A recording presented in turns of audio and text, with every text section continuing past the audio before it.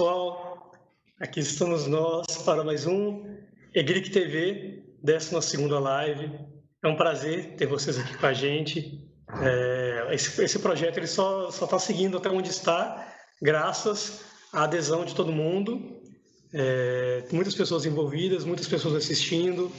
Estamos tendo o prazer de convidar grandes referências na espeleologia em diversas áreas. Então, muito obrigado por estarem aqui. Eu sou o Rafael Fonseca Ferreira, sou biólogo, espeleólogo, e estou aqui toda semana tentando conversar com alguma pessoa sobre algum desses temas. E hoje é um dia muito especial, que hoje é um dia que vamos falar sobre arqueologia, sobre evolução humana. Mas antes de seguir para a nossa live, eu gostaria de falar mais uma vez, aqui temos o QR Code da vaquinha para ajudar o pessoal do Petá, o bairro da Serra. E porque nesse período de pandemia, essas comunidades que dependem da espeleologia estão sofrendo. Então, quem puder, sofrendo em relação à ajuda financeira. Então, quem puder ajudar, contamos que doem e participem dessas ações. Mas lá vamos nós para falar com o nosso convidado especial, que é o grande Walter Neves. Então, boa noite, Walter Neves. Boa noite, uma delícia estar aqui com vocês. Muito obrigado por ter aceitado o nosso convite. Como você mesmo disse, né? Você é quase um homem das cavernas em relação a tecnologias, né? Então, muito bom. Para mim, isso tudo é coisa do demônio. Muito obrigado por ter aceitado. Certamente vai abrilhantar muito tudo que a gente está fazendo. Esse evento, a pandemia, ela modificou a vida de todo mundo, o cotidiano de todo mundo. Tem toda a sua parte negativa, mas a gente pode achar uma das partes positivas é que ela está gerando muito conhecimento que vai ficar para a posteridade. E ações como essa e tantas outras que a gente vê ligadas a lives só agregam. Então, eu fico muito feliz ter tanta gente boa e também você aqui falando conosco. Já temos várias pessoas aqui acompanhando. Boa noite a todo mundo que está aí. Mas, enfim, vamos conversar. Você poderia contar um pouco para a gente sobre a sua trajetória? É complicado, porque, assim, a minha vida na ciência, né, é uma bricolagem, né? É uma bricolagem desde o começo da minha carreira. Então, e que tinha tudo para dar errado, na verdade, né? E acabou dando certo, mas tinha muita possibilidade de dar errado, né? Você veja lá no comecinho, eu comecei a mexer com arqueologia no final dos anos 70, né? 78, 79. Era complicado porque eu, ao mesmo tempo, queria fazer arqueologia, mas, ao mesmo tempo, queria ser especialista em ossos humanos, né? A minha especialidade de laboratório seriam ossos humanos. E era um tempo muito duro, porque a antropologia biológica que se fazia no país à época era uma coisa que se remetia ao século XIX. E a arqueologia tinha parado em termos teórico-metodológicos nos anos 60, né? No que se refere à arqueologia, toda a minha iniciação na arqueologia ocorreu com a minha grande parceira de pesquisa no começo da minha carreira, que foi a Solange Caldarelli, e ela já estava num estado mais avançado. Eu estava na graduação ainda, ela já estava na pós-graduação, de maneiras que, pelo menos na arqueologia, eu tinha essa parceria com a Solange Caldarelli, com quem eu aprendi a maior parte das coisas que eu sei até hoje sobre arqueologia. Mas na antropologia biológica, antropologia física, não tinha ninguém. Então eu fui absolutamente autodidata, né? E, digamos assim, a gente estava tentando tirar a antropologia biológica do Brasil do século XIX para o XX, né? E a gente tentando fazer uma arqueologia com teoria e método dos anos 80 e não dos anos 60. E isso incomodou muita gente, né? Incomodou muita gente. Então, eu nunca tive o apoio nem da comunidade arqueológica e nem da comunidade antropológica, né? E quando eu falo antropológico aqui, é antropologia biológica. De maneiras que eu tinha que matar um leão por dia para sobreviver academicamente, né? Isso tudo foi gerando uma tensão, né, nesses 2 meios, e aí culminou com a minha demissão sumária e da Solange Caldarelli da USP em 1985. Até 1985, eu trabalhava em termos de antropologia biológica com as populações de Sambaqui, do litoral brasileiro, do litoral sul brasileiro, né? E a arqueologia trabalhava. Tínhamos 2 projetos, um no vale do Rio Guareí, que é afluente do Paranapanema, e um outro lá no Rio Pardo, na região de Ribeirão Preto.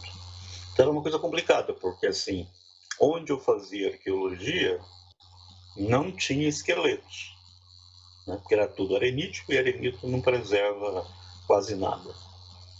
E onde eu fazia antropologia biológica, que era com os esqueletos dos sambaquis do sul do Brasil, né, eu não fazia arqueologia lá. Então eu sempre tive que manter essas 2 coisas em paralelo. E aí, quando nós fomos expulsos da USP, eu tinha 2 caminhos, né? Porque nessa época, tanto eu quanto Solange já tínhamos uma relação muito grande com colegas do exterior, né? E alguns até já tinham vindo trabalhar com a gente no Brasil. E aí eu tive duas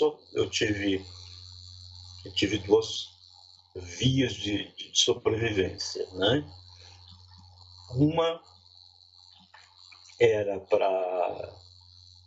para ir fazer um pós-doc no exterior, né? Eu tinha convites deixa eu ver se eu me lembro, de Harvard, da Penn State University e de Stanford University, onde eu tinha feito um sanduíche antes, né, de terminar o doutorado. E a outra coisa, eu tive convites de 3 universidades do Nordeste e do Norte do Brasil, inclusive um convite do Museu Gelt para ir para lá, né? E por razões pessoais, que são muito complicadas, né, eu acabei optando de ir para o Museu Gelt, onde eu não trabalhei com arqueologia nem com antropologia física, trabalhei com populações vivas, pouca gente sabe disso, mas os anos que eu passei na Amazônia, eu trabalhei com populações caboclas, né, implantando lá projetos daquilo que a gente chama de antropologia ecológica, né, que é uma escola de pensamento americana que eu quis levar lá para a Amazônia. Aí depois eu fiquei lá na Amazônia trabalhando, apesar de que mesmo quando eu estava na Amazônia, né, lá não tem esqueleto também, porque a umidade não preserva nada, né? Então não tinha coleções de ossos humanos lá no Museu Guelph. Então o que eu fazia era, estando no Guelph, trabalhando com populações vivas, né, eu ia uma vez por ano para São Pedro de Atacama. Em São Pedro de Atacama tem um museu muito importante, com grandes coleções de esqueletos e de múmias. E então, uma vez por ano, eu ia lá para não perder a prática de trabalhar com esqueletos. Em 92, por razões também pessoais muito complexas de explicar aqui, eu tive que voltar para São Paulo. E quando eu voltei, eu fiz um pós-doc no departamento de antropologia da USP, porque eu queria aprender teoria em antropologia sociocultural. E depois, isso foi em 91, e aí em 92 pintou uma vaga lá no departamento de Genética e Biologia Evolutiva do Instituto de Biociências. Eu fui convidado a fazer o concurso, e aí eu fiz o concurso, passei, e eu disse, não, quero voltar a fazer arqueologia, só que agora numa região em que eu possa associar as duas coisas, que é a arqueologia e a antropologia biológica, né? E aí fundei o Laboratório de Estudos Evolutivos Humanos, e lá voltei, né, a trabalhar com evolução humana, e mais numa perspectiva paleoantropológica, quer dizer, juntando geologia, antropologia biológica, arqueologia, paleontologia, paleoclimatologia, né? Então, meu laboratório era um hospício, né? Eu sempre brincava, dizia que se cobrisse virava circo, se cercasse virava hospício, né? E foi muito bom essa experiência. Aí me aposentei no final de 2017, lá no Instituto de Biociências, que é uma colega que foi contratada e que está tocando o laboratório, então o laboratório não morreu. E aí eu tive uma síndrome chamada síndrome de burnout. Em português seria síndrome de esgotamento, né? E aí eu falei, não, eu preciso parar de mexer com coisas que demandam muita administração, né? E eu vou adotar um low profile, porque senão eu não vou sobreviver. E aí então eu fui para o Instituto de Estudos Avançados e estou lá até hoje e trabalhando basicamente. E aí eu disse também que eu gostaria de passar a trabalhar com... Eu trabalhei a vida inteira com microevolução humana. Eu gostaria de passar a trabalhar com macroevolução humana, né? E hoje, basicamente, o meu tempo eu gasto um pouco em pesquisa, em macroevolução humana, mas grande parte do meu tempo eu gasto em divulgação científica para o grande público nessa área de evolução humana. Assim, isso é uma síntese, é quase um assassinato a minha carreira, mas por isso que eu te digo que ela foi sempre uma bricolagem, né? Eu estava sempre arrumando confusão. E a maior parte do tempo foi autodidata, né? Principalmente lá no começo, no final dos anos 70, e início dos anos 80. Mas havia muito... O clima era tão ruim que lá havia muito pouca probabilidade de eu sobreviver, né? Então, esses dias alguém me perguntou, me entrevistaram e me perguntaram assim, qual você acha que foi a sua maior contribuição para a antropologia biológica e arqueologia no Brasil? Eu respondi, olha, ter sobrevivido com dignidade, né? Porque era tão improvável que isso acontecesse, né?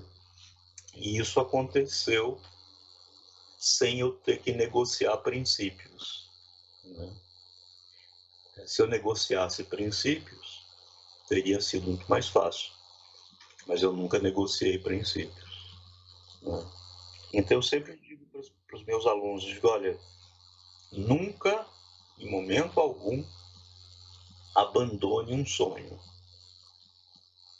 mas também nunca abra mão de nenhum princípio teu para concretizar esses sonhos. Porque no final você vai perceber que você vai concretizá-los sem ter aberto mão de nenhum princípio que te é caro, né? Então, eu acho que a maior contribuição que eu dei foi essa, de ter sobrevivido, né, com certo sucesso, sem ter aberto mão dos meus princípios, né? Muito bom, professor Walter.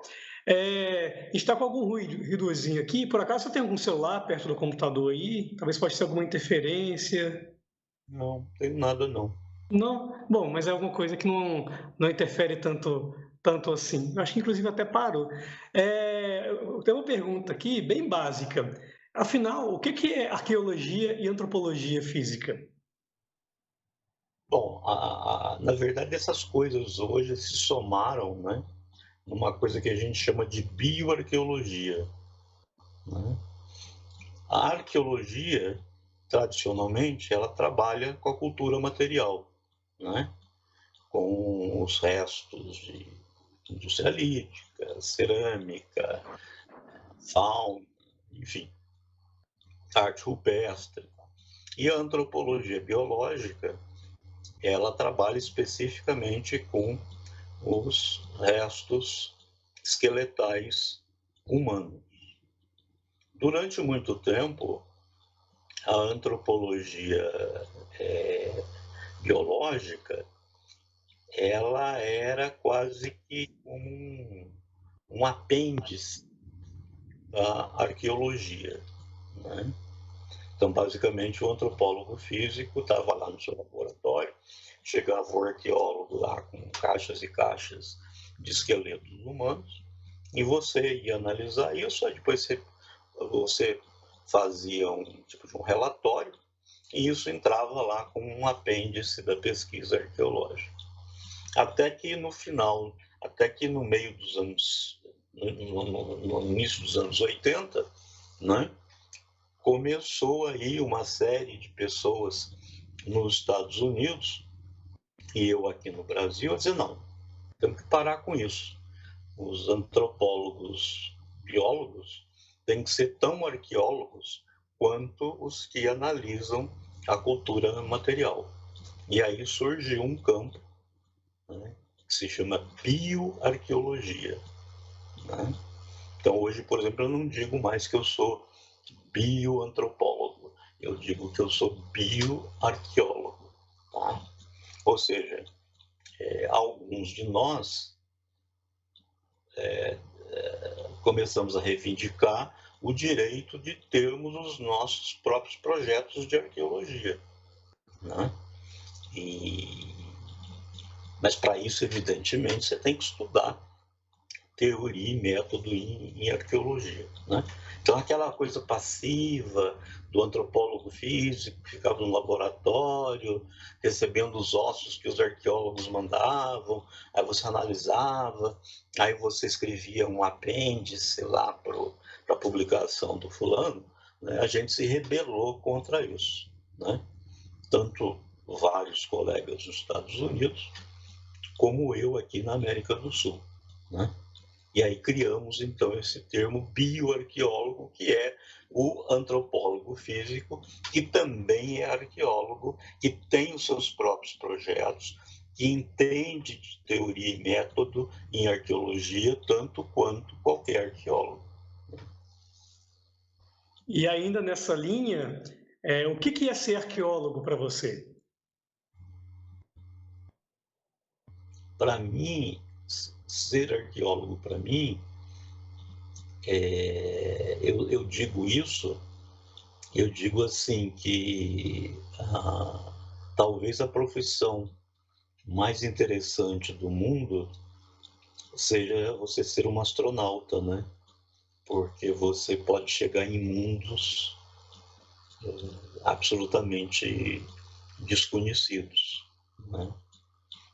E eu acho que a arqueologia é a segunda profissão mais interessante, porque você também vai ter contato com novos mundos, você vai revelar novos mundos, né? Que ainda não foram contactados por ninguém, né? Então, para mim, a arqueologia é isso, é você, por mais que você conheça a região que você vai trabalhar, por mais que você conheça os sítios que você vai escavar, é sempre uma caixa de surpresas, né? Então, para mim, a arqueologia é isso, né? É eu poder revelar mundos que de outra forma não seriam revelados, entendeu? Daí essa brincadeira que eu faço entre astronautas e arqueólogos, né? A gente tem umas imagens aqui, nós vamos mostrar, você poderia comentar sobre elas? Ah, mas essa aí não vale porque ainda tinha cabelo. Essa imagem aí, se eu não me engano, eu estou medindo um crânio muito importante lá de Minas, da região de Lagoa Santa, que se chama o Homem de Confins, né? E que deve ter ido para o balaio com esse incêndio que teve lá no Museu de História Natural de Minas Gerais, né? Esse crânio era um dos poucos da região que podia ser tão antigo quanto a Luzia, mas aí a gente conseguiu datar e, na verdade, ele tem cerca de 8.000 anos, né? Mas quando eu estava fazendo essas análises, a gente achava que ele podia ser tão antigo quanto a Luzia, que tem aí por volta de 11.000 anos, né? Vamos seguir aqui.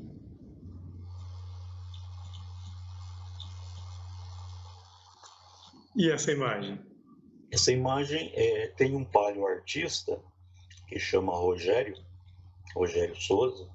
Ele faz um trabalho brilhante de difusão cultural nessa área de evolução humana. Ele tem uma exposição, ele é um professor de escola pública e ele montou, apaixonado por evolução humana, montou uma exposição de evolução humana.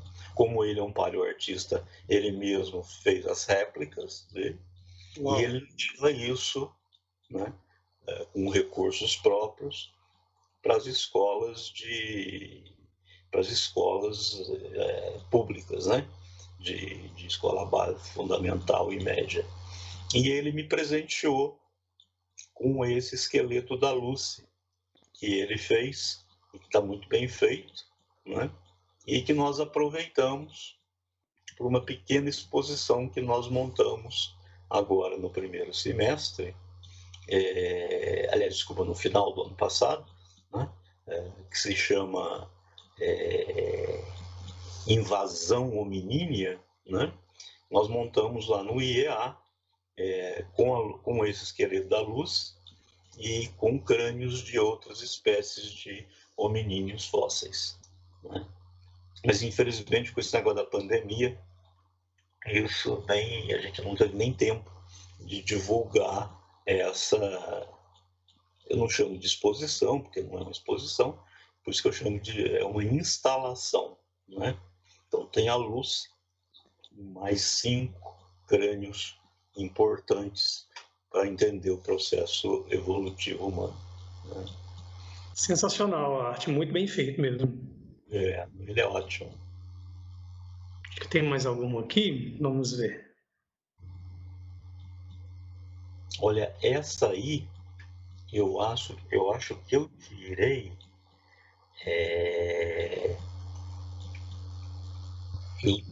Essa é recente, né? Eu acho que eu tirei para minha campanha para deputado federal, né? Vocês sabem disso, eu me candidatei a deputado federal em 2018 e eu acho que essa é uma foto ou é para campanha ou é para alguma outra. Talvez seja para entrevista na revista Piauí. Então é uma dessas duas coisas, elas são bastante recente, deve ser de 2018. E esse crânio que está aí não é nada, é um crânio genérico de plástico de Homo sapiens, né? Só para contextualizar que o senhor trabalha com crânios, né, basicamente. Não, a gente trabalha com o esqueleto inteiro, né? Sim, mas fala assim, que todo mundo sempre associa com crânio e colocaram um crânio. Porque para quem trabalha com evolução humana, né? Basicamente o crânio é o grande fornecedor de informações sobre filogenia, né? Então, por isso que a gente está sempre com uma mão em cima de um crânio, porque é dali que a gente tira as informações para reconstituir a história evolutiva humana, né? Para quem não sabe, pessoal, na filogenia a gente estuda a história evolutiva das espécies, o parentesco entre essas espécies. Então, é um termo que é muito utilizado por nós biólogos. E seguindo aqui, como que é o trabalho de um arqueólogo assim? Olha, o trabalho de um arqueólogo não tem regra. Cada região e cada sítio te impõe métodos de abordagem distintos, né?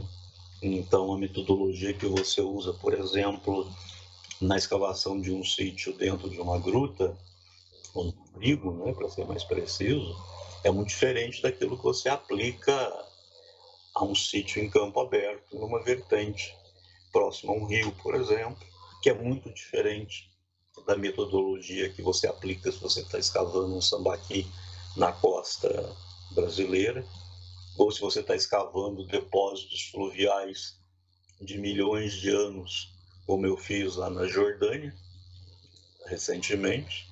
Então, assim, você tem que ter uma resiliência muito grande. É claro que a cada experiência que você vai tendo, você vai somando ainda mais instrumentos para você enfrentar um contexto novo. Mas isso não quer dizer que você vai ter uma receita, né? Eu trabalho há 40 anos com isso e não tenho uma receita de bolo de como abordar uma região ou um sítio arqueológico ou um sítio paleontológico, né?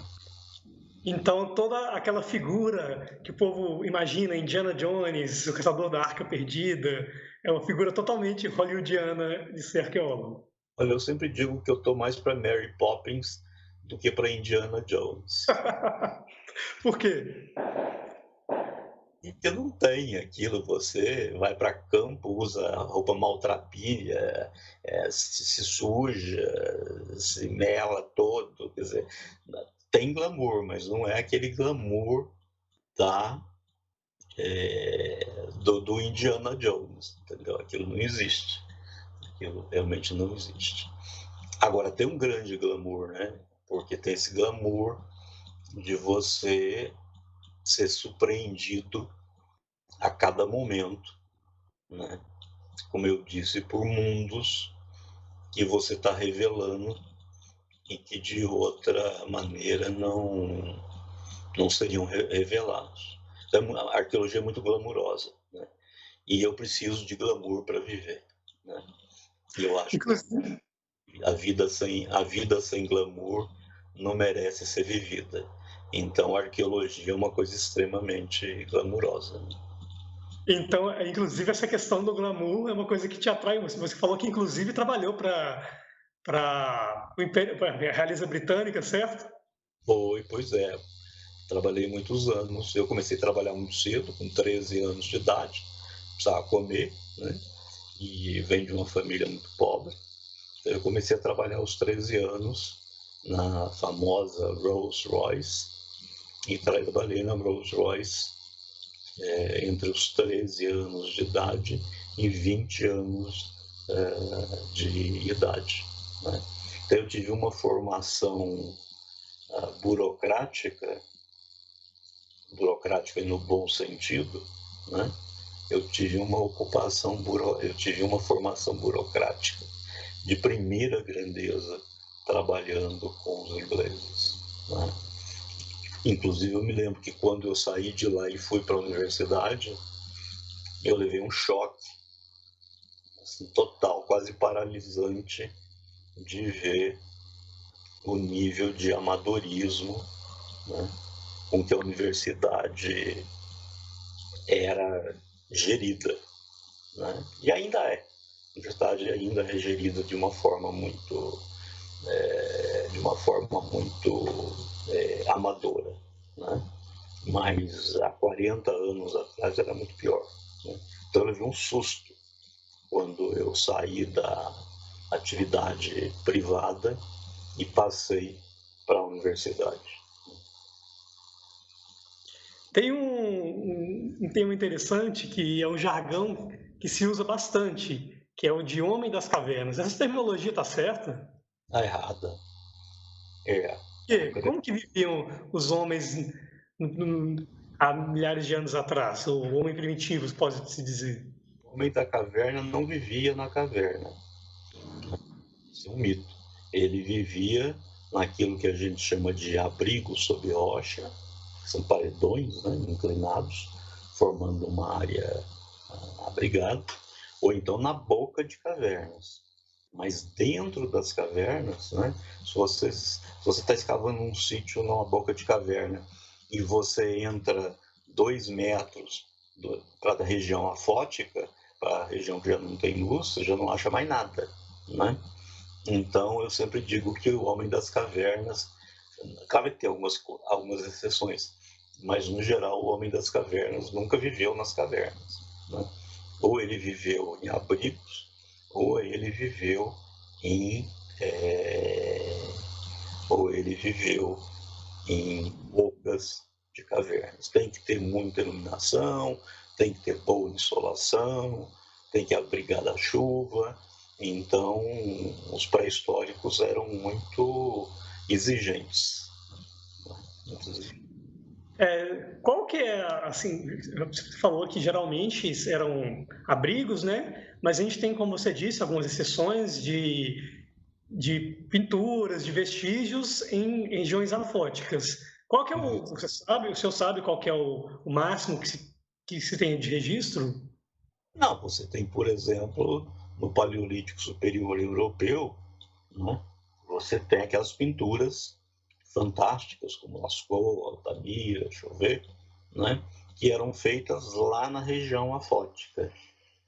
E provavelmente isso era para criar todo um clima para alguns tipos de rituais, ritos de iniciação, ritos de passagem, mas os homens viver mesmo, eles viviam na boca das cavernas, né? Eles só visitavam essa parte escura da caverna para situações específicas, então, né? Exato, exato. E qual que é a importância das cavernas para o patrimônio arqueológico? O senhor se lembra qual foi a primeira vez que você foi a É, uma caverna? é total, porque dificilmente você tem cavernas, né? Quando eu falo caverna, eu estou falando de abrigo e bocas de cavernas, né? Dificilmente você eu acho que na minha vida toda, trabalhando com cavernas, dificilmente você acha uma caverna, um abrigo que não tenha sido ocupado pelos humanos, né? E aí, quando você acha uma que não tem, aí é porque, como eu te falei, ou não é bem ensolarada, ou não tem boa luminosidade, ou não protege de chuvas, né? Porque, no geral, onde tem caverna, tem ocupação humana pré-histórica, né? Inclusive, fizeram um comentário aqui que a Gruta das Mãos, no Pará, tem pinturas rupestres a 400 metros para dentro da caverna. Pois Que é. só das mãos que eu falei, que a gente conversou sobre. Você pode explicar como que funciona, o que são esse tanto de mãos? A gente chama isso de estêncil, né? O fulano preparava pó de hematita, né? Pegava hematita, minério de ferro, que é vermelho, e aí triturava isso, transformava num pó, colocava num tubinho, botava a mão na parede e soprava esse pó de hematita e depois tirava a mão e aí ficava lá então o estêncil da mão do fulano, né? Isso é uma coisa que ocorre no mundo inteiro.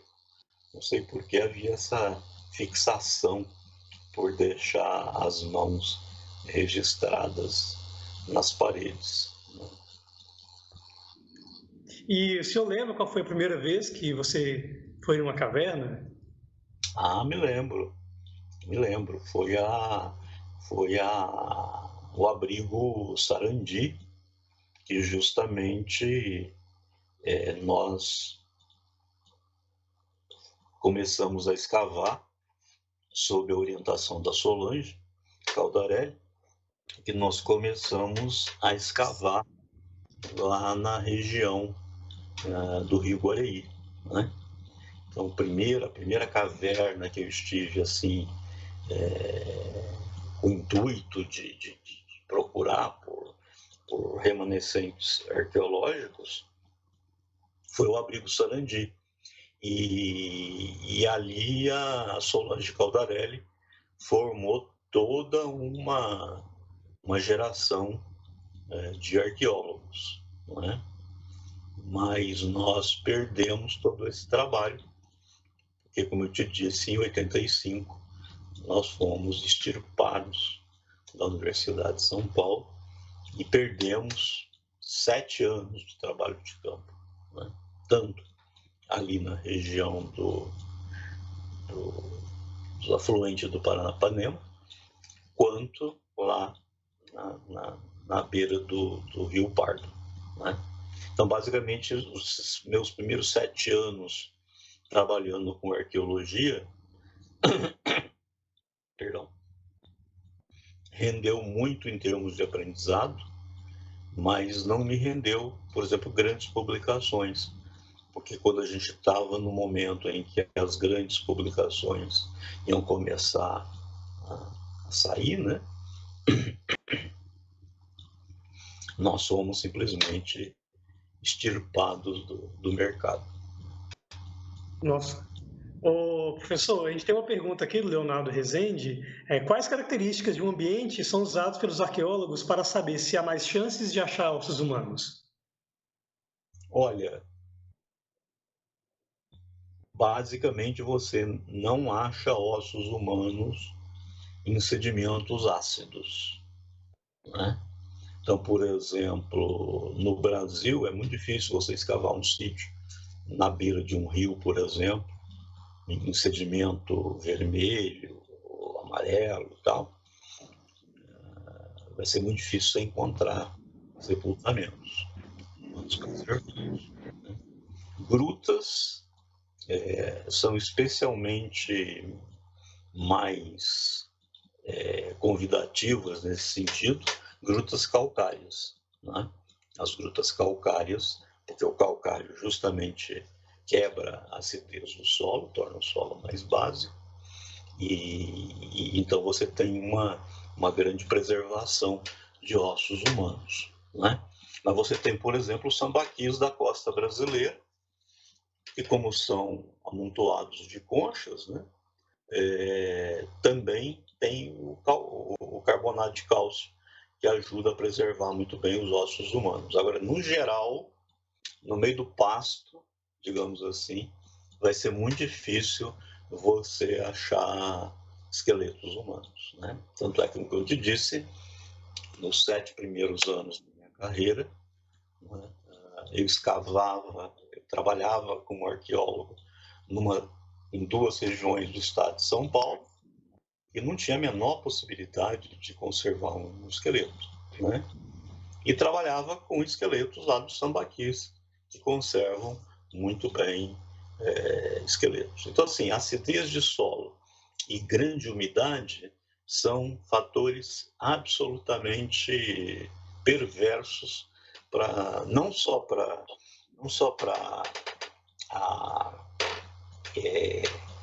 preservação de ossos humanos, mas preservação de material orgânico no geral, né? E uma coisa interessante, há diferença nas técnicas de pesquisa em ambientes cársticos, carbonáticos, né, cavernas carbonáticas, calcário e cavernas de arenito, por exemplo? Há muita diferença, mas depende, como nós havíamos comentado quando batemos um papo há 2 dias, né? O tipo de escavação que você vai fazer depende das perguntas que você quer responder, né? Por isso que, como eu disse, não tem essa panaceia geral, né? Você aprende e replica aquilo, digamos, automaticamente nos sítios arqueológicos. Depende das perguntas que você tem para fazer, né? Se não vira exatamente aquilo que acontece muito na arqueologia brasileira, de você escavar primeiro e pensar depois, né? Isso é péssimo. Mas isso ainda há graça na arqueologia brasileira. Então também os métodos de escavação que você vai adotar, né, a amostragem que você vai fazer, tanto de escavação quanto de prospecção de sítios arqueológicos na paisagem, né, depende muito das perguntas que você quer responder. Como na ciência em geral, né? Na ciência bem feita, você sempre tem uma técnica, uma metodologia bem delineada que depende da pergunta, depende das hipóteses e tudo mais, né? Claro, a arqueologia brasileira não aprendeu isso ainda. Os mapas das cavernas, eles podem ser considerados como carteiras de identidade dessas cavidades. Qual que é a importância do mapeamento espeleológico para a pesquisa em arqueologia? Olha, é fundamental, porque a primeira coisa, se você vai realmente escavar uma caverna, um abrigo, enfim, uma gruta, né, a primeira coisa que você tem que fazer é mapear essa gruta e fazer a curva de nível, né, planimetria da área onde provavelmente a gruta foi ocupada. Então, assim, a primeira coisa que você faz é um mapeamento em detalhes da gruta, para você poder inserir as suas unidades de escavação, né, nessa malha definida pela topografia da gruta. Agora vamos falar do que muitos consideram como o pai da arqueologia brasileira, que é Peter Lund. Você concorda com esse título? Assim, ele é conhecido como o pai da paleontologia brasileira, mas eu acho que ele é o pai da arqueologia brasileira também, né? Inclusive, uma coisa muito interessante é que quando ele escavou as grutas que ele escavou em Lagoa Santa, né, ele fez inclusive inferências tafonômicas, né? A tafonomia é uma área que começou muito recentemente, basicamente final dos anos 70 e início dos anos 80, né? E ele já fazia isso lá no meio do século XIX, né? Ele estava preocupado em saber como é que foi o processo de formação desses sítios, né? o que levou ao acúmulo daqueles ossos, o que levou à conservação desses ossos. Então, ele foi pioneiro eu acho que ele foi pioneiro na paleontologia, na arqueologia e na tafonomia. Eu acho que ele foi pioneiro nesses três campos, né? E digamos também que na espeleologia também. E sem dúvida, na espeleologia também. Não há a menor dúvida quanto a isso, né? E você poderia contar um pouquinho, você já visitou inclusive a coleção dele na Dinamarca, né? Algumas histórias ligadas a Peter Lund, acredito que você tenha muito conhecimento sobre esse tema.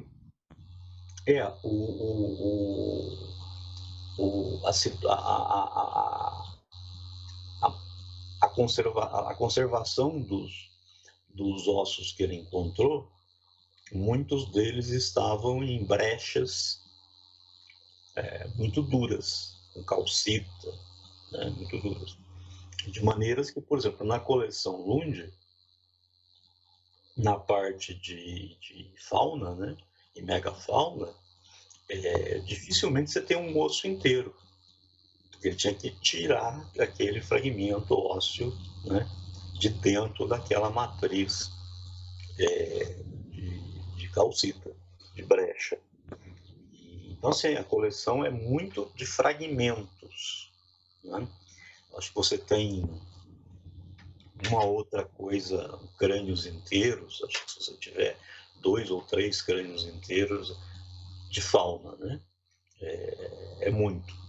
E ele descreveu várias espécies com base nesses fragmentos, né?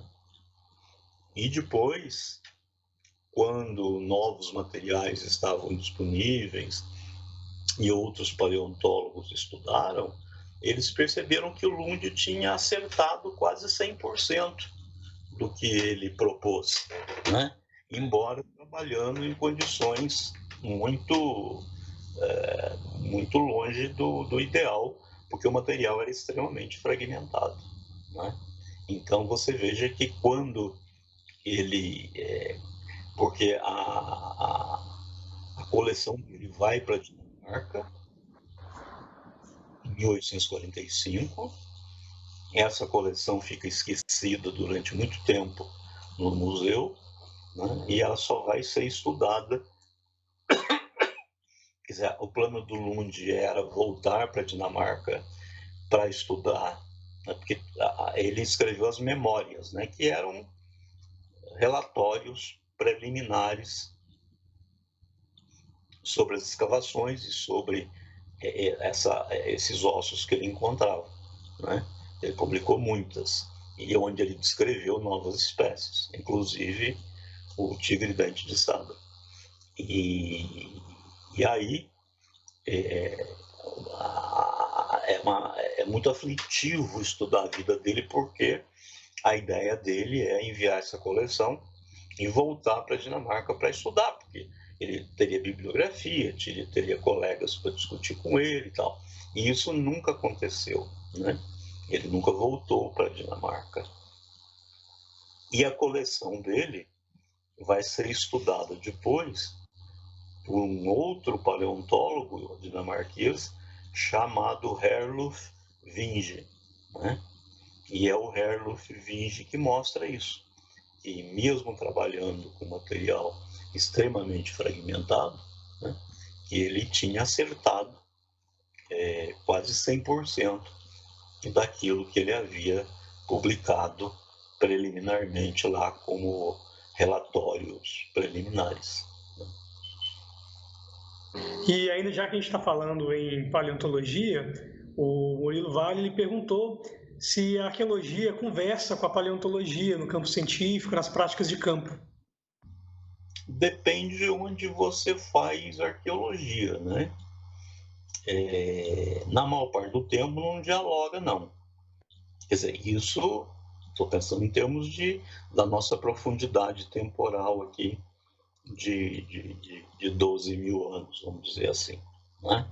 Na maior parte das vezes não, mas, por exemplo, quando você vai trabalhar em gruta calcária, como é o caso de Lagoa Santa, é muito difícil você, inclusive, separar o que é arqueologia do que é paleontologia. Então tem que ter um diálogo extremo entre essas duas áreas. Mas, como eu te disse anteriormente, né, tudo depende do contexto.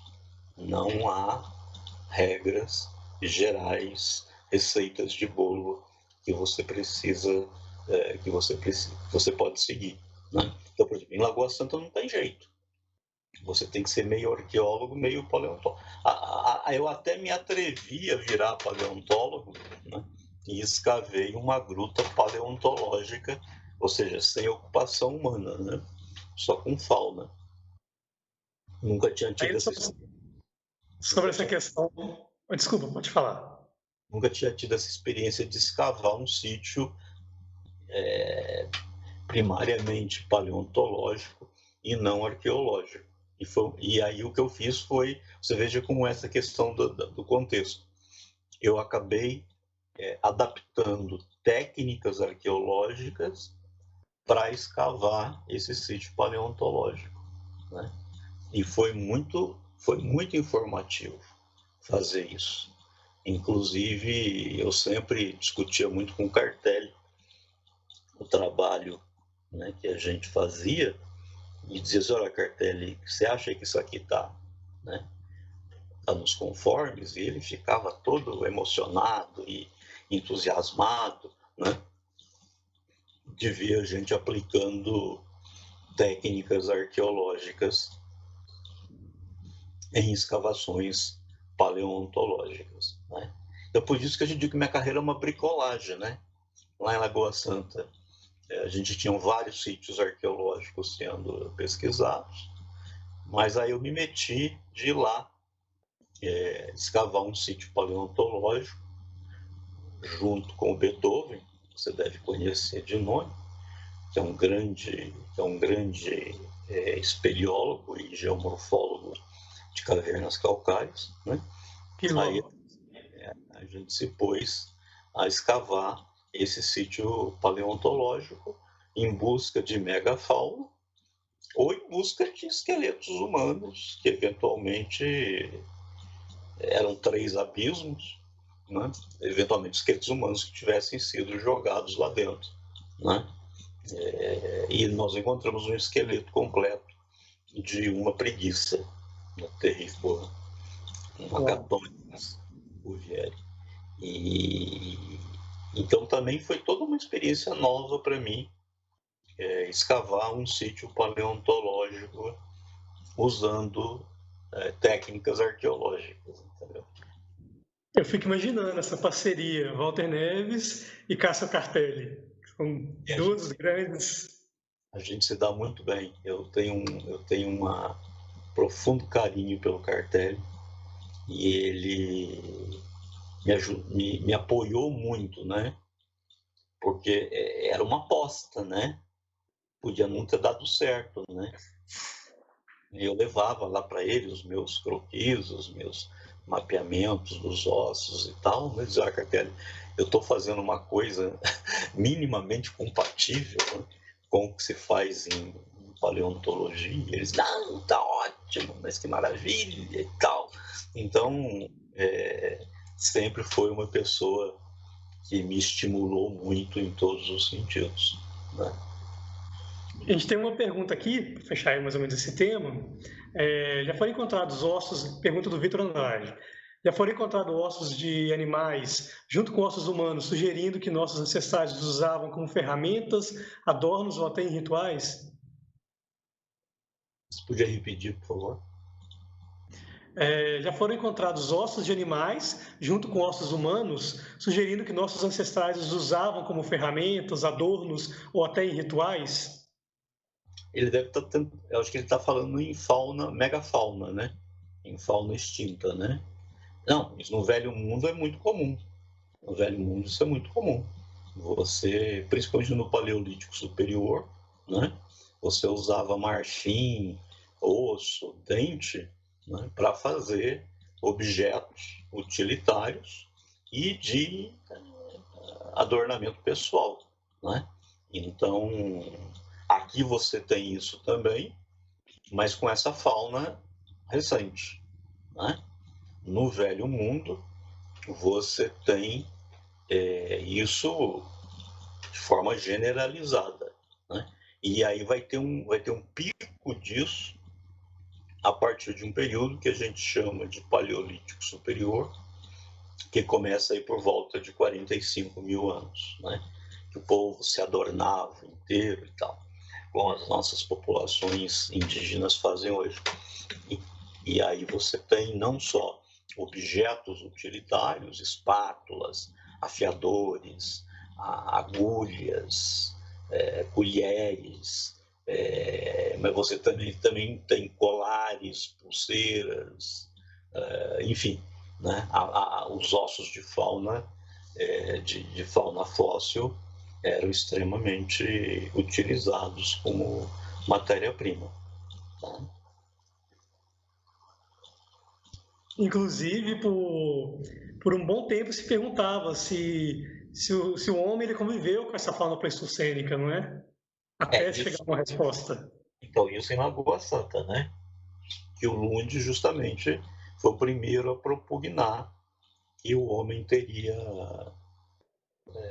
convivido com a megafauna lá, com as escavações que ele fez na Gruta do Sumidouro, né? Onde ele encontrou megafauna e 30 crânios humanos.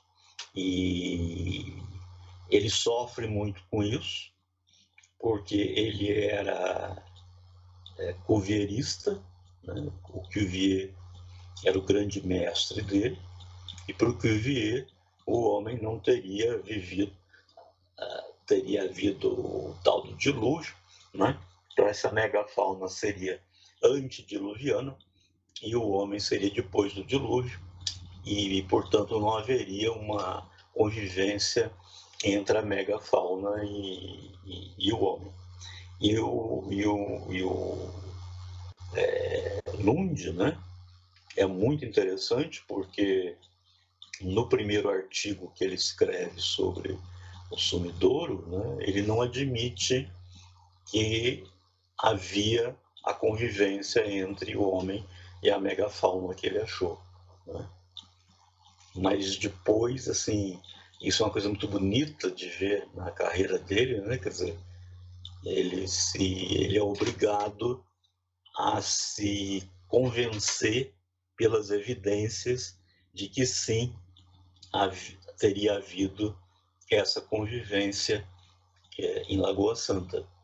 E essa pergunta ficou 150 anos em aberto e fomos nós que resolvemos isso nos anos 2000, né? Porque nós datamos muitos esqueletos humanos e datamos também muita megafauna. E nós encontramos um tigre dente de sabre da coleção Lund, datado em 9.400 anos, e uma preguiça lá do Museu de História Natural de Minas Gerais, espero que tenha sobrevivido. Nós datamos em 9.800. Se você imaginar que a Luzia tem cerca de 11 mil, né?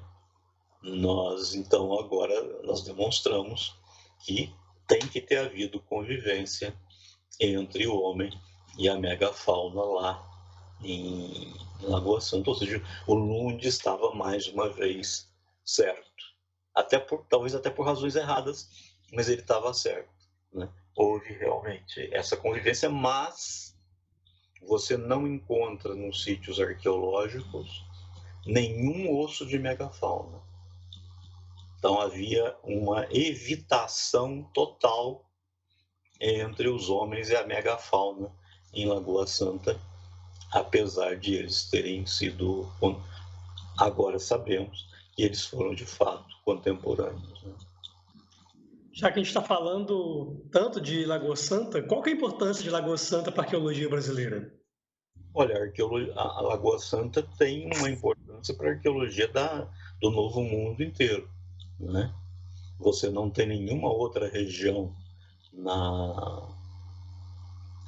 em toda a América que tenha, por exemplo, tem várias importâncias, mas, por exemplo, você não tem, quer dizer, nenhuma outra região das Américas, né, onde tenham sido encontrados quase 300 esqueletos humanos do final do Pleistoceno,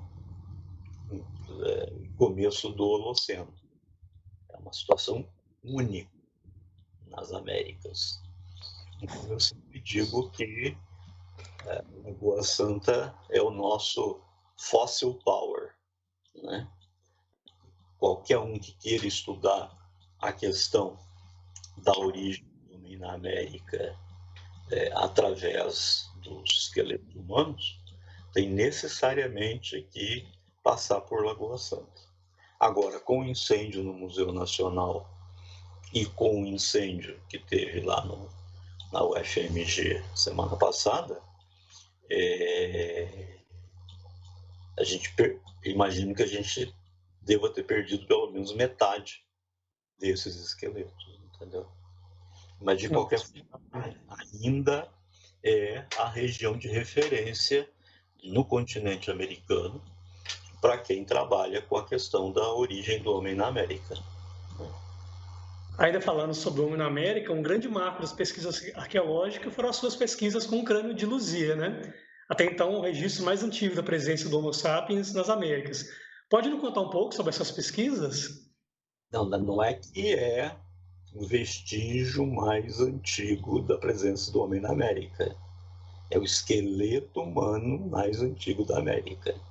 Né? Você tem, por exemplo, lá em Monte Verde, no Chile, você tem um sítio com 12.400, mas não tem esqueleto. Então, a Luzia... Agora tem um material no México que rivaliza com a Luzia, né? Que está aí também na faixa dos 11 mil e poucos anos. Né? Mas, na verdade, assim, quer dizer, a Luzia teve toda a explosão midiática que teve, não só no Brasil, mas no mundo todo. Mas quando eu estudei a Luzia, eu medi a Luzia, o crânio da Luzia, acho que em 94, 95. Né? Publiquei depois em 98, 99. Mas assim, o meu modelo de ocupação da América, ele não foi feito com base no crânio da Luzia. Né? Eu vinha publicando já as minhas ideias desde 89, com base nos crânios lá da coleção Lund, na Dinamarca. Né?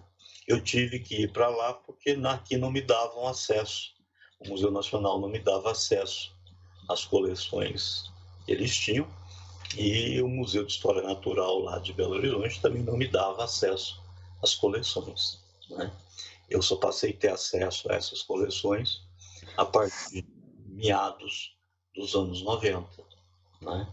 Mas o material do Lund eu estudei em 88 e já em 89 comecei a publicar as minhas ideias sobre a ocupação da América com base nesses esqueletos. Né?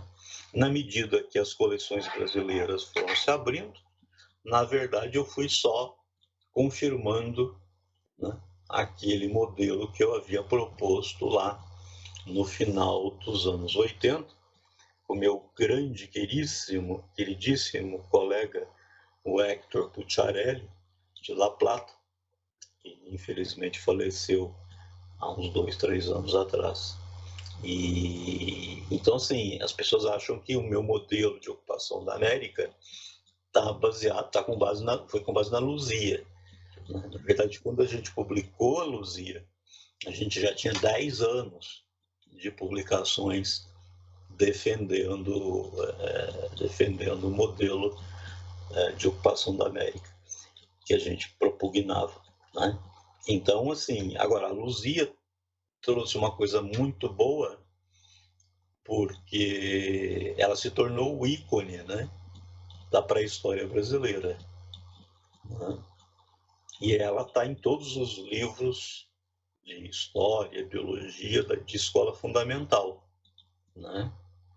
Então, isso é uma coisa muito interessante, porque esses ícones facilitam a comunicação entre o cientista e a população em geral, né? Então, lá na Alemanha você tem o Neandertal. Então, o Neandertal é o ícone, e isso as crianças curtem muito isso e tal. Então, isso facilita a comunicação, né? Na Etiópia você tem a Lucy, na França você tem o Cro-Magnon, e a gente não tinha, né, um ícone para a história brasileira.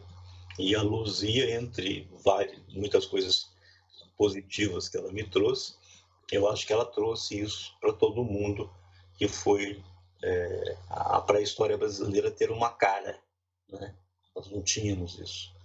E a partir da Luzia, a pré-história brasileira passou a ter uma cara, né? E isso, eu estava subindo esses dias o elevador e tinha um menininho que estava chegando da escola com a mochila dele.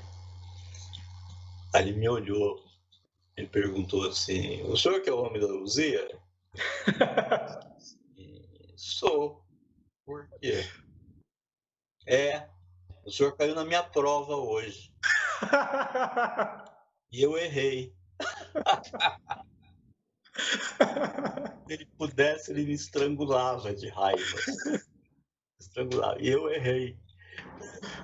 Então, assim, quer dizer, eu acho que a Luzia trouxe muitas coisas boas para a história brasileira e para a conservação dos sítios arqueológicos. Acho que as pessoas começaram a ficar mais antenadas na questão arqueológica para a história brasileira, depois que ela apareceu, né? Muito bom. É realmente como se fosse um Marte, né?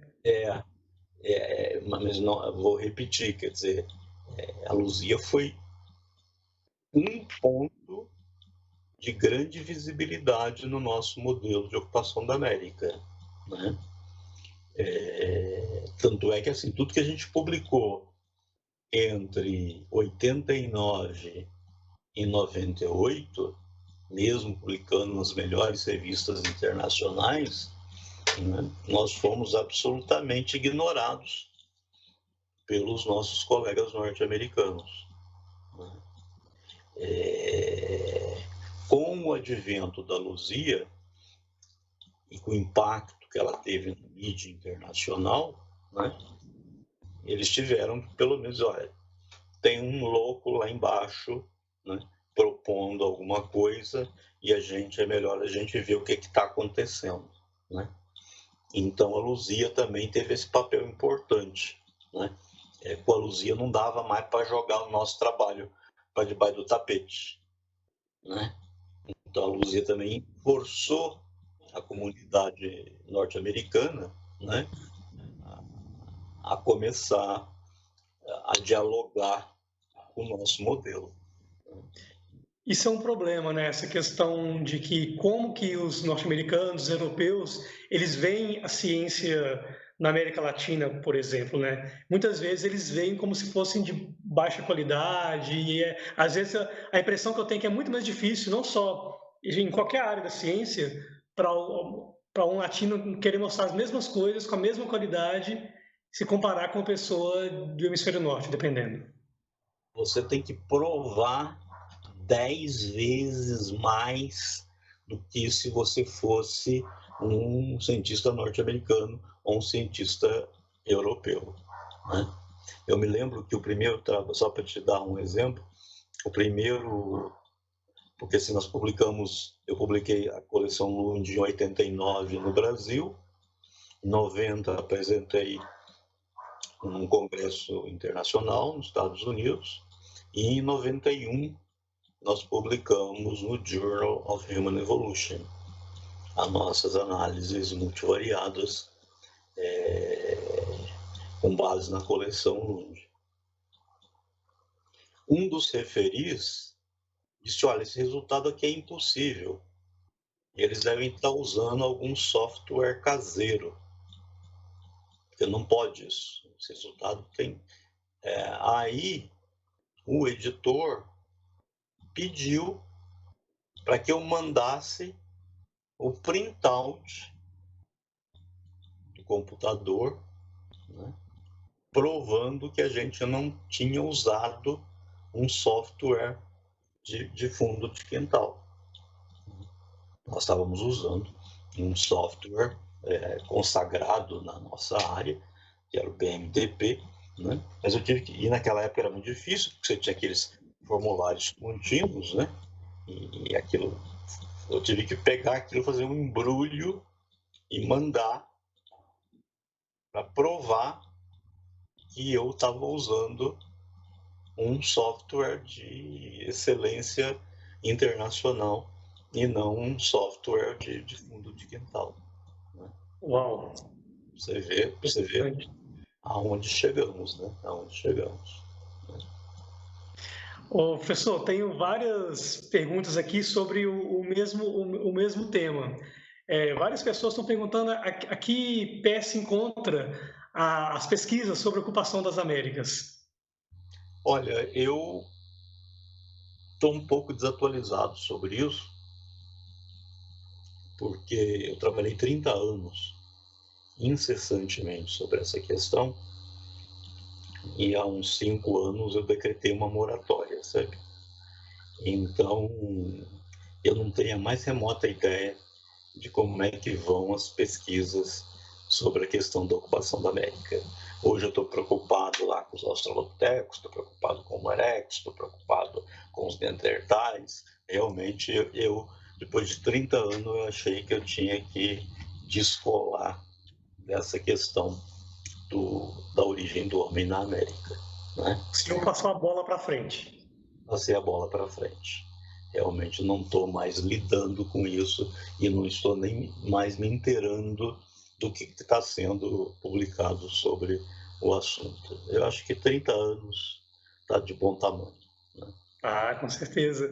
E assim, é um fato incontestável que os hominídeos surgiram na África, assim como a nossa espécie Homo sapiens, né? Em que ponto estamos em relação às pesquisas sobre a evolução dos hominídeos e a origem humana?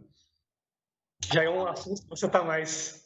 Não, essa é uma pergunta irrespondível, porque você tem dezenas, centenas de especialistas que nesse momento estão escavando nas mais variadas regiões do planeta e quase toda semana surge uma novidade, né? Seja da Europa, seja da Ásia, seja da África, né? Inclusive as nossas pesquisas na Jordânia entre 2013 e 2016, que a gente publicou o ano passado. Né? O senhor pode contar um pouco mais sobre essas pesquisas do senhor? Na verdade não são minhas, né? É uma equipe, né? Sim. Uma equipe. O líder na realidade era o Fábio Parente, que hoje está lá na Universidade Federal do Paraná, né? Eu fui lá muito mais para aprender do que qualquer outra coisa. Mas se dizia até então que o homem teria saído da África por volta de 1,8 milhões de anos, tá?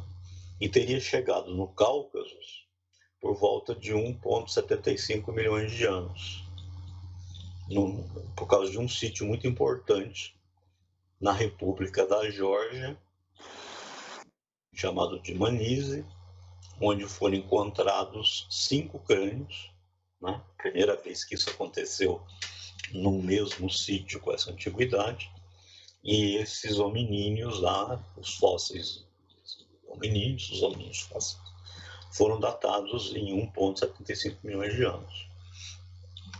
E a ideia era que esse primeiro hominídeo que teria deixado a África e chegando no Cáucaso, né, teria sido o Homo erectus. Né? E as nossas pesquisas na Jordânia, nós detectamos, nós encontramos artefatos de pedras lascadas datadas em 2,5 milhões de anos. Né? Porque para o homem sair da África e ter chegado no Cáucaso, ele necessariamente tem que ter passado pelo Oriente Médio. Por isso que a gente foi para o Oriente Médio. A gente achava assim, se saiu da África há 1,8, 1,9 milhões de anos e chegou no Cáucaso por volta de 1,7 milhões de anos, nós vamos encontrar aqui coisa mais ou menos aí de 1,8, né? 1,750, por aí. Quando saíram as datações, nós não podíamos acreditar, né? Porque as datações mostravam que os artefatos tinham artefatos datados de até 2,5 milhões de anos. Então nós retrocedemos a saída da África em 600 mil anos. Só que há 2,5 milhões de anos não existia Homo erectus na África, mas existia o Homo habilis. Então a nossa proposta é que o primeiro hominídeo que saiu da África não foi o Homo erectus, mas foi o Homo habilis.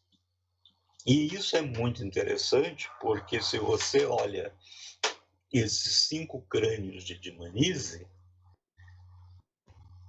eles não são hábiles, mas também não são erectos. E ninguém sabia explicar isso, né?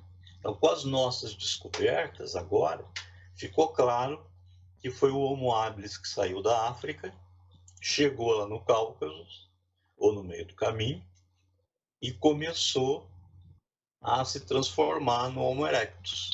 Então, o que você tem lá é exatamente essa população de transição entre Homo habilis e Homo erectus. Então, você veja que, para uma primeira saída do Brasil, até que a gente fez bastante estrago, né? Nós retroagimos a saída do primeiro hominídeo da África em 600 mil anos, e estamos propondo que o personagem que saiu é outro, não o Homo erectus, mas o Homo habilis. E que isso explica muito melhor o que você tem lá no Cáucaso do que quando se achava que era o Homo erectus, né? Então nós estamos resolvendo uma série de problemas para os outros que não conseguiam resolver, né? Sensacional. E como foram feitas essas datações? Nas datações você faz, nós tínhamos um basalto, você pode datar por potássio argônio, argônio, urânio tório. Depois nós tínhamos uma sequência estratigráfica, uma deposição fluvial, onde os artefatos foram encontrados, né? E em cima desse material a gente tinha um calite, que é uma concreção calcária, tá? E nós datamos por 3 métodos, né? Foi também que o povo morreu de inveja, porque nem sempre você consegue. Então nós datamos o basalto embaixo, que deu 2,5 milhões de anos. Nós datamos o calite em cima em 2 milhões de anos. E nós também conseguimos fazer o paleomagnetismo dessa sequência. E os três métodos bateram. Então, é indiscutível a questão da datação, né? Não tivemos muita sorte, porque nem sempre você tem elementos para fazer uma boa datação, né? Nós usamos 3 métodos e os 3 métodos convergiram para o mesmo resultado. Nada deixa um cientista mais feliz do que quando vários métodos diferentes casam as respostas, né? Não há dúvida, não há dúvida.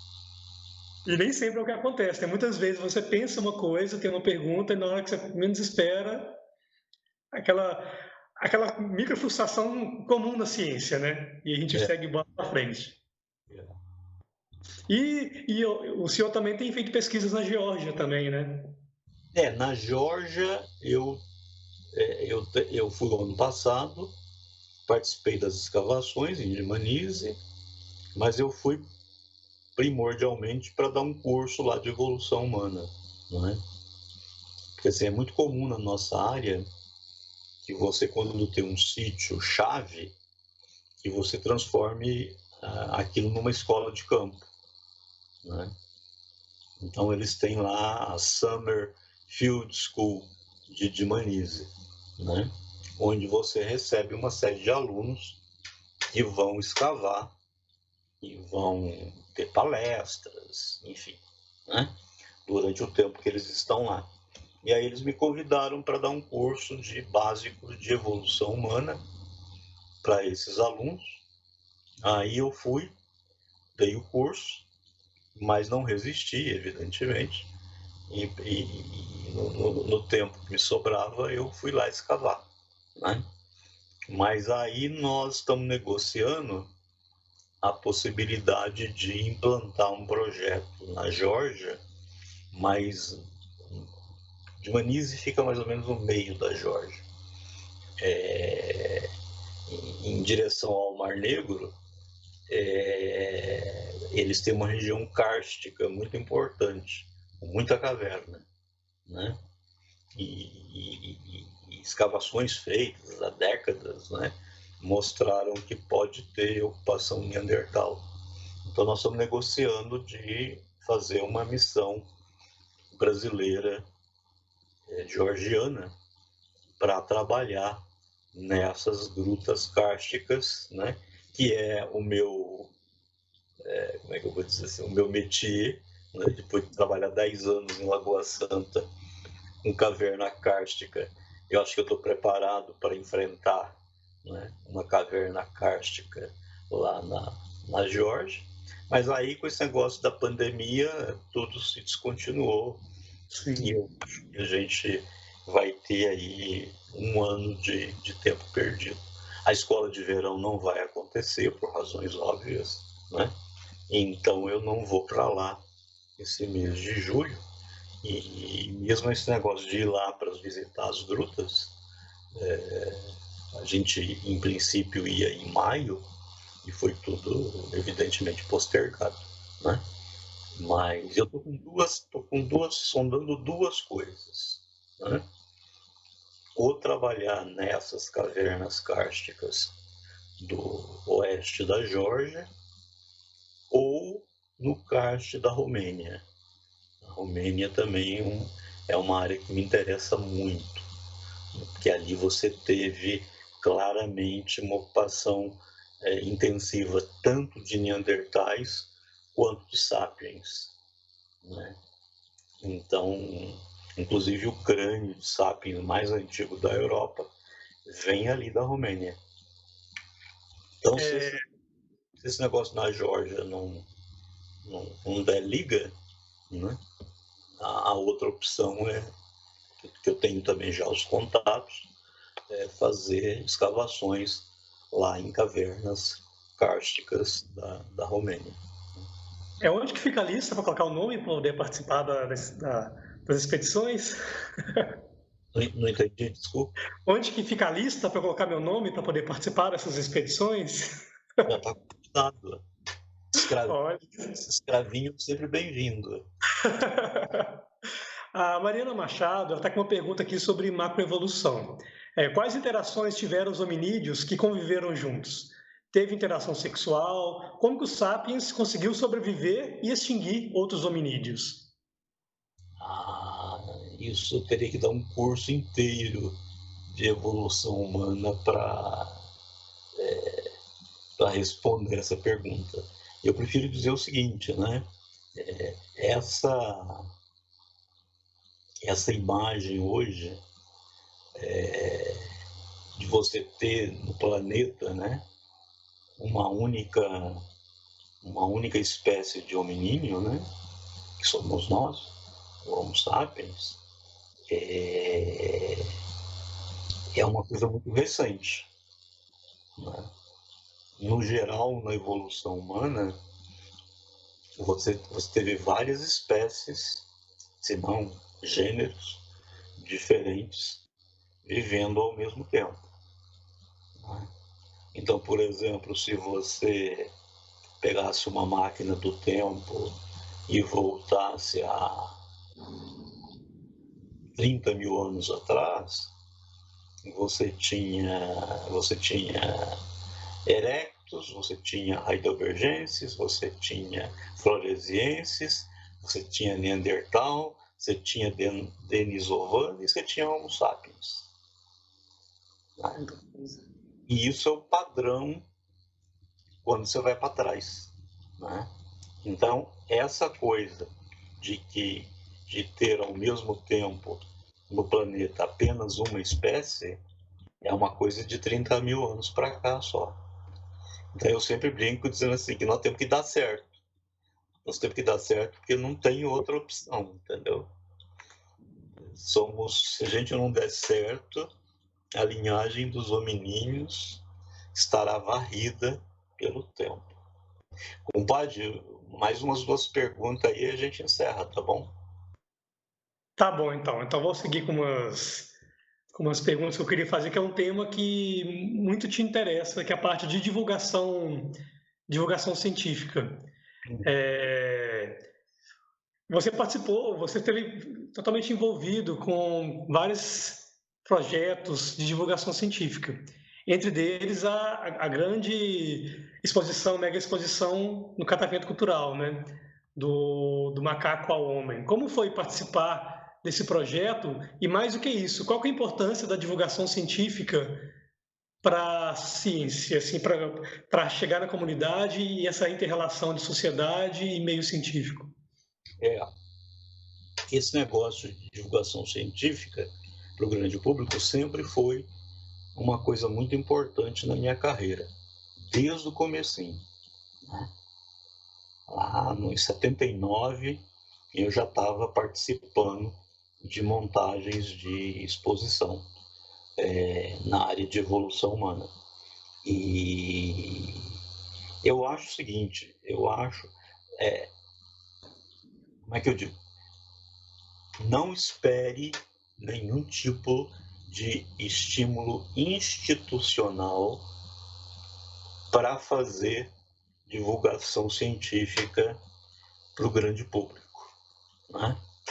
Os teus colegas ficam jogando na sua cara, você está tirando tempo da pesquisa, você está tirando tempo da docência e para fazer esse negócio aí e tal, e é um absurdo, porque eu acho que nós temos a obrigação de fazer divulgação científica, goste ou não goste, tem que fazer, porque é o povo que paga a pesquisa.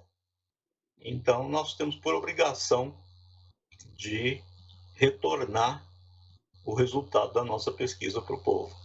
E essa sempre foi a minha filosofia desde o começo da minha carreira, né?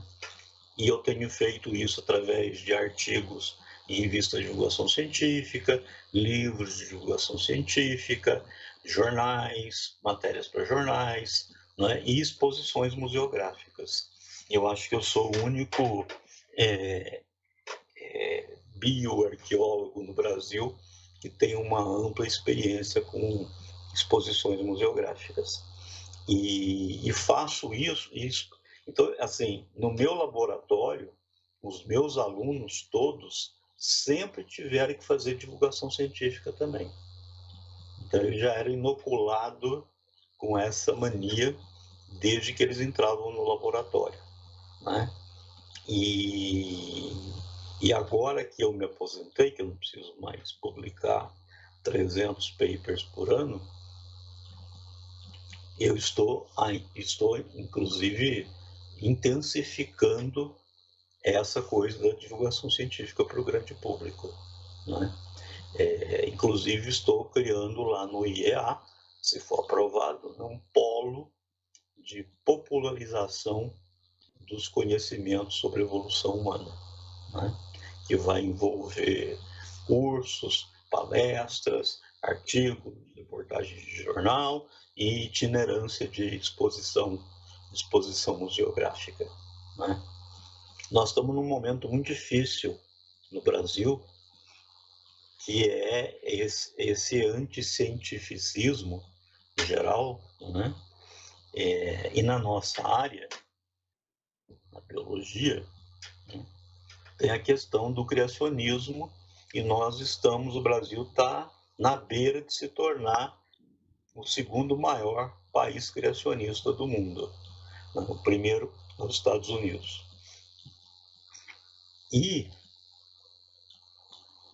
a universidade brasileira não está fazendo absolutamente nada para se contrapor a esse processo, né? Nem mesmo a Universidade de São Paulo tem feito isso.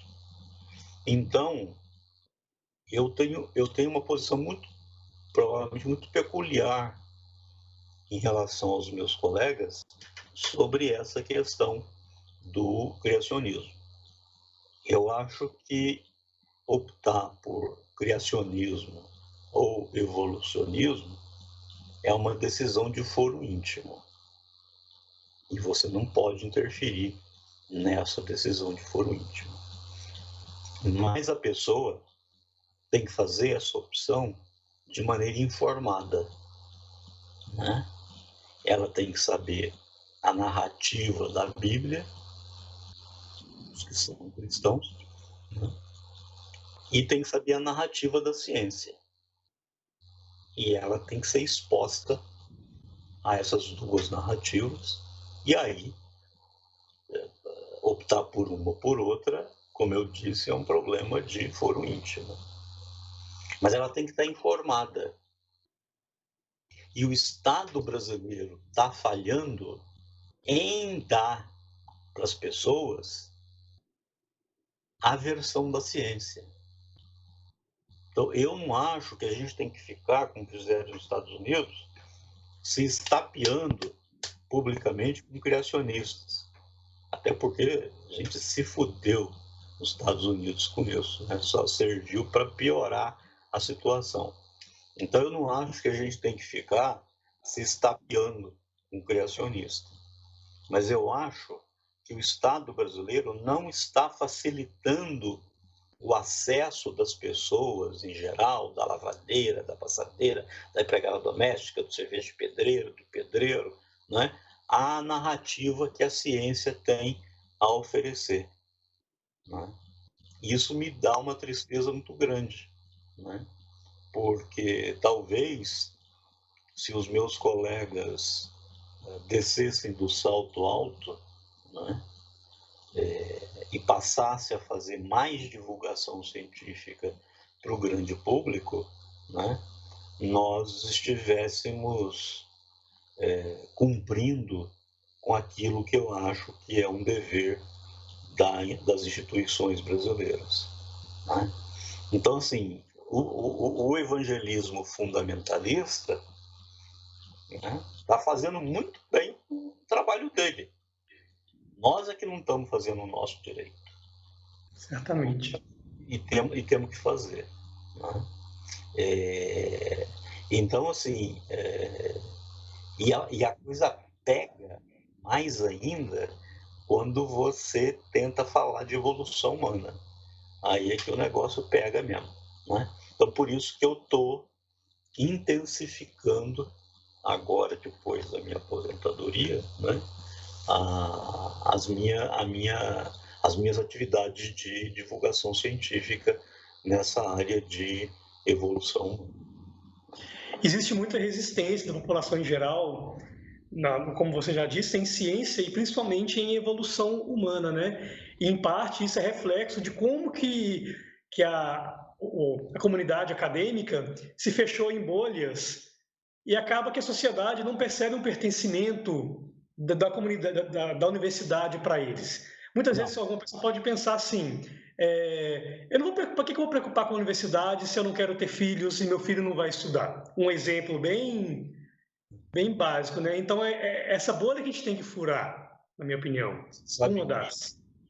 nesse processo maluco, né, de ter sido candidato a deputado federal no ano em 2018, eu visitei os mais diversos segmentos da sociedade brasileira e tal.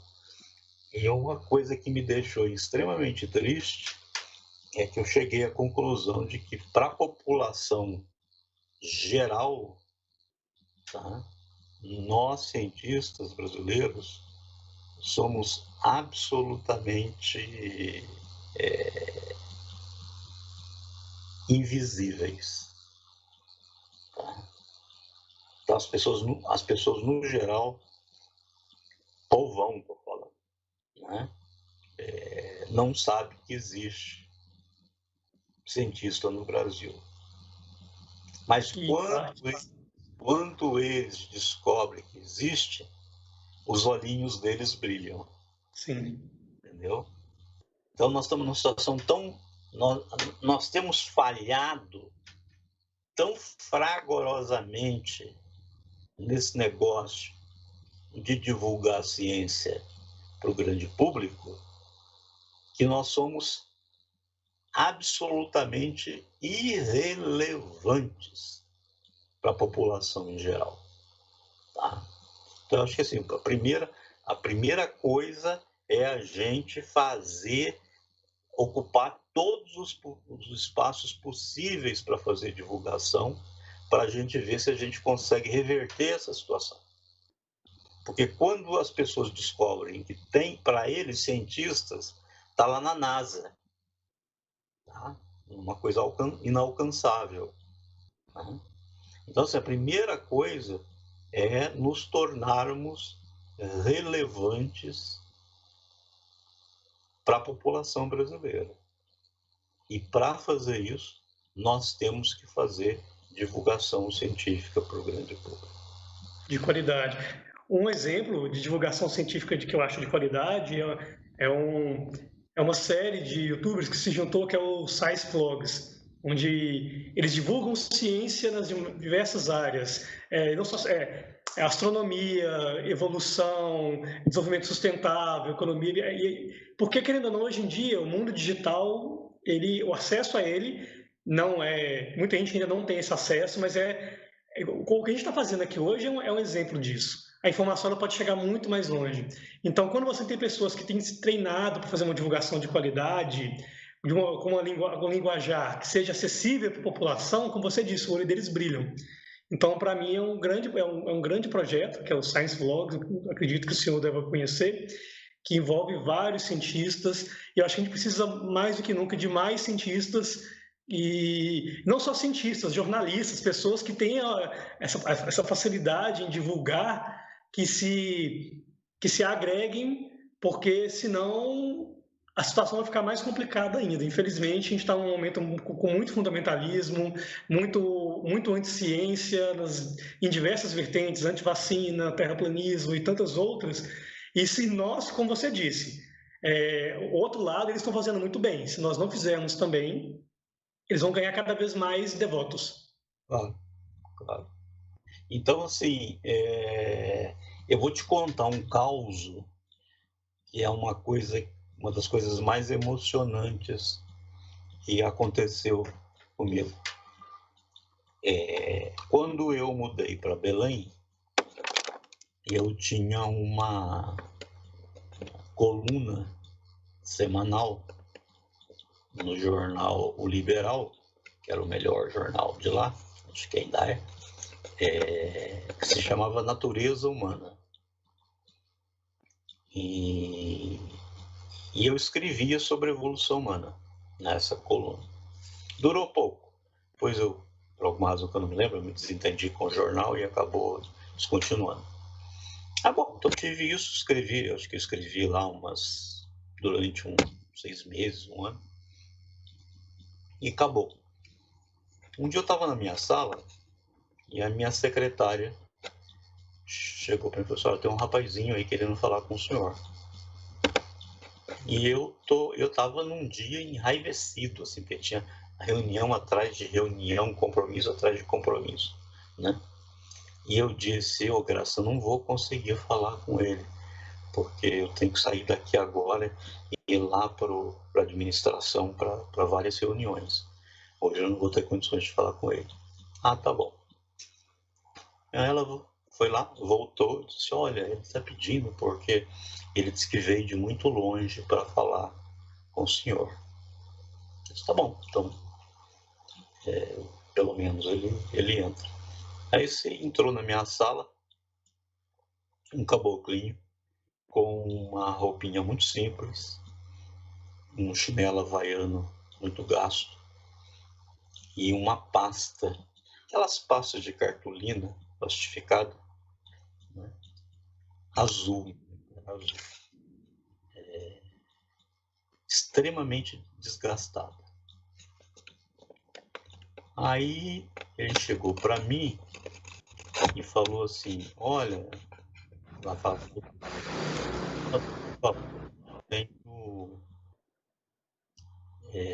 eu sou professor da escola primária lá no Alto Rio Negro. E eu gosto de falar de evolução humana para os meus alunos. Aí ele abriu a pasta. Eu olhei e falei assim: conheço isso de algum lugar. Ele falou assim: e o único, olha isso, o único material que eu tenho para estudar evolução humana são as suas matérias que o senhor publicou no Jornal Liberal. Nossa, quando ele falou isso, eu quase chorei, né? Aí eu chamei minha secretária e falei assim: olha, cancela tudo. Porque ele falou assim: esse é o único material que eu tenho e eu tenho um monte de dúvidas que eu queria tirar com o senhor. Aí fui no banheiro, né? Tive uma crise de choro. Voltei e falei para minha secretária: cancela tudo. Não, mas não pode, cancela tudo que eu tenho para o dia. E eu fiquei a tarde toda com ele me perguntando as coisas: olha, aqui o senhor fala tal coisa, mas eu não entendi. Passei a tarde toda com esse menino. Ele tinha viajado 5 dias de barco para vir falar comigo. Uau! Agora eu te pergunto, qual foi a minha maior contribuição para a ciência? Talvez não tenha sido passar essa tarde com esse menino e saber que alguém ia estar ensinando evolução humana lá no Alto Rio Negro. Então, o retorno da divulgação científica, ele é imediato, entendeu? Ele é muito mais imediato do que a produção científica acadêmica propriamente dita, né? Então, por isso que eu digo, nós temos que ocupar todos os espaços possíveis para fazer divulgação científica para o grande público. Para mim foi uma coisa pavorosa durante a minha campanha descobrir que nós somos invisíveis e irrelevantes para a população brasileira como um todo. Agora eu quero fazer um meia-culpa. Mesmo fazendo divulgação científica para o grande público, eu percebo hoje que todas essas iniciativas, inclusive as minhas, de fazer divulgação científica, a gente faz uma divulgação científica que atinge, no máximo, classe média, entendeu? Agora eu queria e eu também, estou me incluindo aí. E agora eu queria fazer divulgação científica, como eu falei, entendeu? Para o pedreiro, para o servente, para a empregada doméstica, para a lavadeira, para a passadeira. Eu não sei ainda como é que eu vou fazer isso, você entendeu? Porque é um público muito difícil da gente chegar. Mas nós temos que fazer um esforço para isso. Se a gente quer mudar a visão que as pessoas têm de ciência, elas, por exemplo, elas não fazem uma relação entre elas têm uma infecção, tomam um antibiótico e se curam. Elas não fazem uma conexão entre isso E o cientista que está por... todas as gerações de cientistas que estão por trás daquela cura, você entendeu? Então, por isso que eu te digo, eu também, quer dizer, mesmo nesses 40 anos que eu fiz divulgação científica, eu acho que eu atingi, assim, a melhor das hipóteses, classe alta, classe média alta, classe média média, mas daí para baixo eu acho que eu não atingi, você entendeu? E agora eu gostaria de tentar atingir. Não sei como é que eu vou fazer isso, mas eu gostaria, talvez seja mais um elemento, né, da bricolagem que é a minha carreira. E por hoje eu paro aqui. Eu posso fazer uma última pergunta? Olha aí, já estamos no acréscimo de misericórdia. Vamos lá.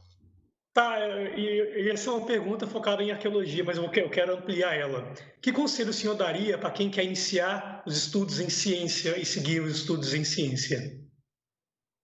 Olha, eu também não tenho uma resposta para isso, mas tem uma coisa que eu falo que eu gostaria de registrar aqui. Ciência tem que ser feita, só pode ser feita para quem o ato de fazer ciência é fundamental para a sua felicidade. Que ciência demanda muito. Eu sempre digo isso primeiro dia que os alunos vêm procurar para fazer iniciação científica. Eu digo assim, olha, você é feliz fazendo ciência? Ah, sou. Você é feliz de uma outra maneira? Também sou. Então não faça ciência. Então não faça ciência.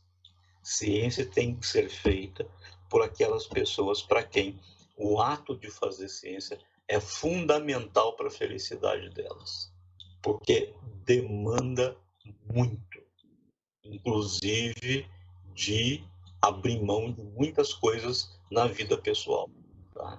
Então, assim, se você é feliz também sendo, sei lá, ator, se você é feliz também sendo administrador de empresas, se você também é feliz sendo engenheiro, não faça ciência. Faça ciência se ciência for absolutamente fundamental para a sua felicidade. É esse o conselho que eu costumo dar. Oh, muito obrigado, professor Walter Neves. Eu tenho certeza que está todo mundo extremamente feliz aí de ter acompanhado, ter a oportunidade de... Eu, principalmente, estou quase explodindo aqui da oportunidade de discutir tantas coisas que me agradam tanto, que é a questão de divulgação da ciência em si. É... Certamente, como eu falei, né, é um momento que vai ficar para a posteridade e esse conselho, todos esses conselhos vão chegar para várias pessoas. Eu acho que esse é uma das formas que a gente pode atingir também as classes mais baixas, a partir do uso da internet de forma responsável, de forma organizada. A gente tem muita possibilidade de fazer isso. A gente teve várias perguntas aqui, todo mundo interagiu bastante. Eu agradeço o pessoal que fez perguntas, que acompanham a gente. Muito obrigado. Continuem acompanhando o nosso projeto, que é realmente esse o nosso propósito, é atingir mais pessoas divulgando o máximo de assuntos possíveis com pessoas que têm a agregar e a ensinar, como o senhor nos deu essa aula impressionante. Então, realmente, muito obrigado mesmo por ter dado essa aula sensacional. Estamos muito felizes. Obrigado. E, pessoal, como eu disse, né, o projeto continua. Vamos soltar a programação de julho, possivelmente amanhã, ou no máximo na sexta-feira. Mas na quarta-feira teremos um bate-papo sobre conservação das cavernas, uma relação entre a SBE e o SECAV. Para isso teremos o presidente da SBE, que é o Alan Calux, e o presidente do SECAV, que é o Jossi. Então, continue nos acompanhando, teremos muita coisa para falar ainda. E encerramos por aqui. Quem tiver interesse, teremos, como sempre, o nosso After Live, onde a gente fica conversando e tudo mais. Mas, mais uma vez, e um último lembrete: quem puder, preencha clique no formulário para falar como está sendo as nossas lives, como que a gente pode melhorar. É um formulário rápido e simples, vai estar na página nossa, e é só preencher e pronto. Mas está fixado lá. Então é isso, pessoal. Muito obrigado a todos, principalmente ao Walter, por ter, como ele sempre responde meus e-mails, Vato, ele sempre respondeu, por ter aceitado. Fico muito feliz. Ok. Até uma próxima oportunidade. Próxima oportunidade será conhecendo as cavernas da Serra de Itaqueri com a gente. Ah, você me manda um e-mail em julho para a gente combinar? Pode deixar, mando sim. Tá bom. Então, boa noite para o senhor, boa noite para todos que estão aí também. Tchau. Tchau, tchau.